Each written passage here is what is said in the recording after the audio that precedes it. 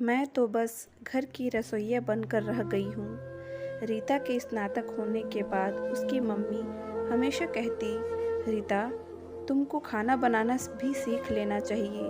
अगले साल तक हम तुम्हारी शादी कर देंगे। ससुराल में खाना तो बनाना ही पड़ता है और हर लड़के को खाना बनाना आना भी चाहिए। रीता हंसकर टाल देती है, छोड़ो मम्मी, आजकल तो खाना बनाने के लिए काफ़ी लोग मेड रख लेते हैं। काहे को परेशान होती रहती हो, जो होगा देखा जाएगा। लेकिन माँ के बार बार कहने पर उसने रसोई के कामों में रुचि लेनी शुरू की और कभी कभी यूट्यूब पर देखकर नई नई रेसिपी बनाने की कोशिश करने लगी। अगले साल किसी रिश्तेदार ने रीता के लिए रिश्ता सुझाया। मम्मी पापा को भी पसंद आ गया और रीता को भी। सबकी सहमति से सुनील के साथ रीता की शादी हो गई। ससुराल का परिवार बड़ा था। सुनील के अलावा घर में सास ससुर, 2 देवर, 2 ननंद तथा दादी सास थे। मायके में तो 2 बहनें और 1 भाई पापा, बस इतना ही परिवार था। मम्मी को एक बार लगा भी इतने बड़े परिवार में इतना काम होगा रीता नहीं कर पाएगी, क्योंकि उसे घर का काम करने की आदत नहीं है। लेकिन जब बिचौलिए ने तसल्ली दी कि वह परिवार बहुत अच्छा है, सभी लोग बहुत सहयोगी और संस्कारवान हैं, आपकी बेटी को कोई तकलीफ नहीं होगी, तो वे मान गए। शादी के बाद कुछ दिन तो सास ने रीता को काम नहीं करने दिया, फिर धीरे धीरे उसे घर के सब काम सिखाने लगी। उनके घर में सब्जी किस तरह की पसंद की जाती है, नमक मिर्च तेल मसाले आदि का प्रयोग किस प्रकार करना है, यह सभी कुछ उसे अच्छे से समझाने लगी। ससुराल में स्वभाव सभी का अच्छा था। सास भी सब कुछ प्यार से समझाती थी और दोनों ननद देवर भी भाभी भाभी कहते नहीं थकते थे, क्योंकि वह घर की बड़ी बहू थी। घर में साफ सफाई बर्तन कपड़े धोने के लिए तो काम वाली बाई लगी हुई थी, लेकिन खाना खुद ही बनाया जाता था। सास का कहना था कि हमें खाना खुद बनाना चाहिए, क्योंकि हम अपने परिवार के सदस्यों के लिए जब खाना बनाते हैं तो बहुत प्रेम से बनाते हैं, अच्छे भाव से बनाते हैं। जबकि काम वाली तो अपने तनाव परेशानियों के भाव के साथ खाना बनाती है, जिससे हमें नुकसान हो सकता है। हमारी मानसिक स्थिति पर उसका असर पड़ता है। पहले खाना बनाने का काम सास ही करती थी, पर अब धीरे धीरे उन्होंने खाना बनाने का काम रीता के ऊपर डालना शुरू कर दिया। सास सवेरे का नाश्ता बनाकर रसोई से बाहर निकल जाती। दोपहर तथा रात का पूरा खाना बनाना रीता की जिम्मेदारी हो गई। रीता भी परिवार के सदस्यों को खुश रखने के ख्याल से खुशी खुशी काम करने लगी। दोनों नंदें तो अभी पढ़ाई में व्यस्त थीं, इसलिए वे तो रसोई के काम में जरा भी मदद नहीं करती थी। भाभी, आज तो मौसम बड़ा अच्छा ठंडा है और बारिश भी हो रही है, पकोड़े खाने का मन हो रहा है, चलो ना पकोड़े बनाकर खिलाओ। आपके हाथ के पकोड़े तो वैसे भी अभी तक नहीं खाए, बड़ा देवर बोला। मुस्कुराते हुए रीता पकोड़े बनाने में जुट गई और सचमुच उस दिन पकोड़े बहुत स्वादिष्ट बने। सभी ने जी भरकर खाए और रीता की तारीफ भी की। कुछ दिन बाद, भाभी आज गाजर का हलवा बनाइए ना, अभी तो बहुत अच्छी गाजरें आई हुई हैं, छोटी ननंद बड़े लाड से बोली। अच्छी खासी मशक्कत करने के बाद गाजर का हलवा रीता ने बनाया, क्योंकि परिवार के सदस्य अधिक थे। 2 किलो गाजर घिसने में, पकाने में और दूध मावा डालकर भुनने में काफ़ी वक्त लग गया। वह बहुत थक गई थी। कुछ देर आराम करने के बाद रात के खाने का समय हो गया और फिर उसे रसोई में लगना पड़ा।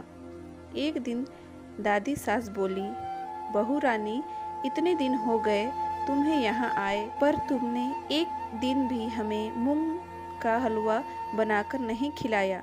हमें बहुत पसंद है, बनाओ ना। लता ने तो आज तक मूंग का हलवा नहीं बनाया था।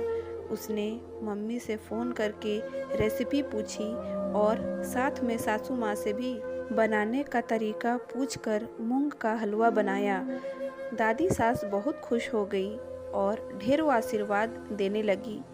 फिर तो वह हर महीने फरमाइश करने लगी। इस बीच रीता एक बच्चे की माँ भी बन गई, लेकिन रसोई की जिम्मेदारी, खाना बनाने की जिम्मेदारी वैसी की वैसे ही रही। जितनी देर वह रसोई में रहती, सास ससुर ननंदे बच्चे को संभाल लेते, लेकिन रसोई में रीता को मदद करने कोई भी नहीं जाता।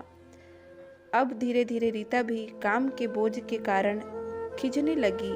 एक दो बार दबी जुबान से उसने सुनील से इस बात की शिकायत भी की कि उसका बहुत सारा समय रसोई में ही निकल जाता है। इतने बड़े परिवार के लिए एक बार में 25-30 रोटियां बनानी पड़ती है, साथ में दाल चावल सब्जी, यह सब 2 वक्त करना पड़ता है। आखिर वह भी इंसान है, थक जाती है, कोई मदद के लिए आगे नहीं आता। यह सब कब तक चलेगा?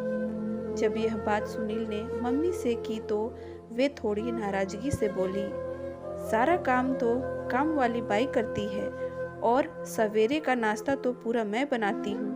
केवल दिन भर में 2 वक्त का खाना बनाना होता है और क्या काम होता है घर में।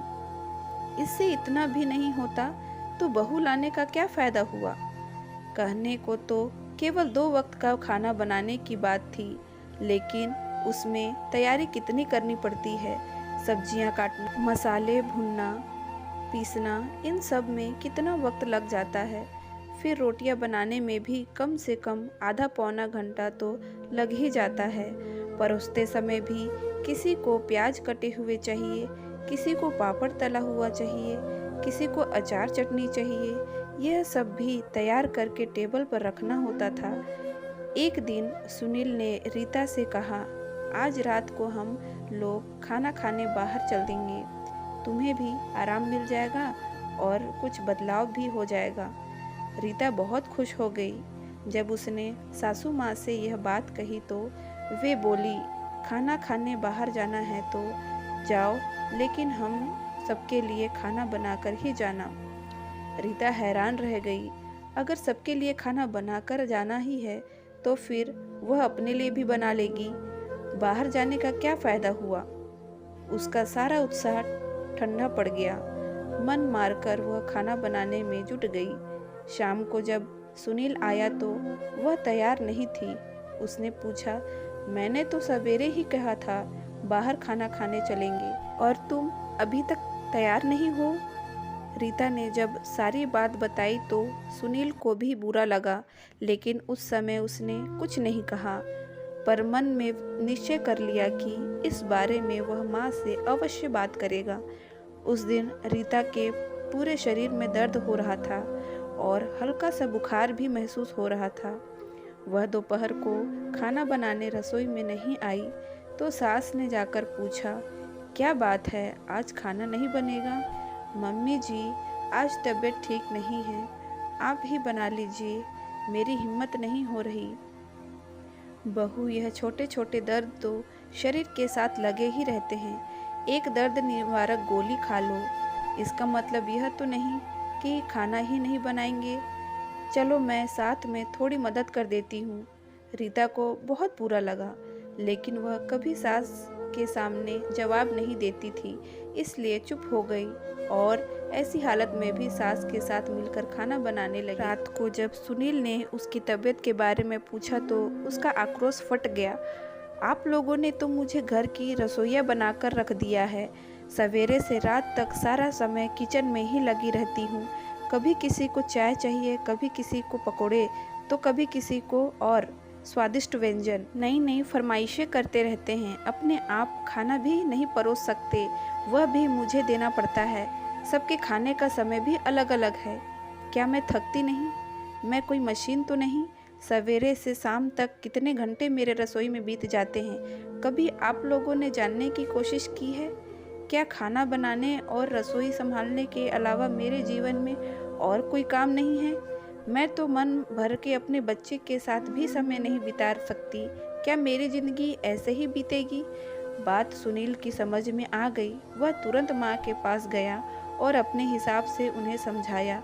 अगले दिन दोपहर को रीता की सास बोली, बहू दोपहर को क्या सब्जी बनानी है, मुझे दे दो, मैं काट के मसाला तैयार कर देती हूँ। रात को दोनों बहनें मिलकर दाल चावल बना लेंगी, बाकी सब्जी और रोटी तुम बना लेना। सुनकर रीता ने राहत की सांस ली। अच्छा हुआ समय रहते ही समस्या के बारे में पति को कहा और उन्होंने समझकर पूरी परिस्थितियों को संभाल लिया। उसने दिल से सुनील का धन्यवाद किया। दोस्तों, ये स्टोरी आपको अच्छी लगी हो तो प्लीज़ वीडियो को लाइक करें, शेयर करें एंड सब्सक्राइब करें। Thank you.